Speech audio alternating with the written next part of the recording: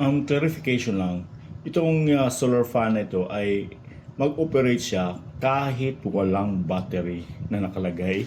Tingnan natin. See that diba? Walang battery ito. Tinanggal ko ang battery. Okay, dito yung connection niya. Okay. So, walang battery yan. Nakakonect yan at for now sa kanyang solar panel ito. Ang battery ay dito. Sinubukan kong ma-charge yung battery niya sa aking back boost converter na nasa aking ATX Benz power supply. Kasi naka-panel.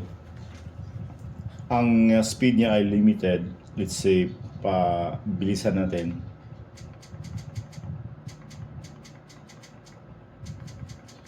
Hindi na yan siya bibilis pa. hanggang dyan lang.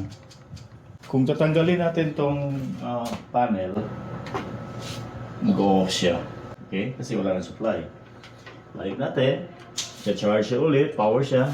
Then, let's push the button. Under ulit siya. Kung tatanggalin natin, then, palitan natin ng AC. Ito.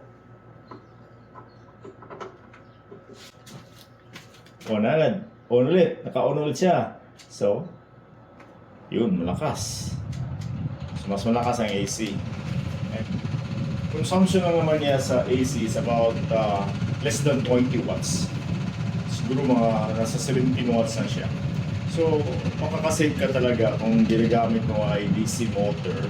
Ito, DC motor to kasi this is operated by battery or directly by solar panel.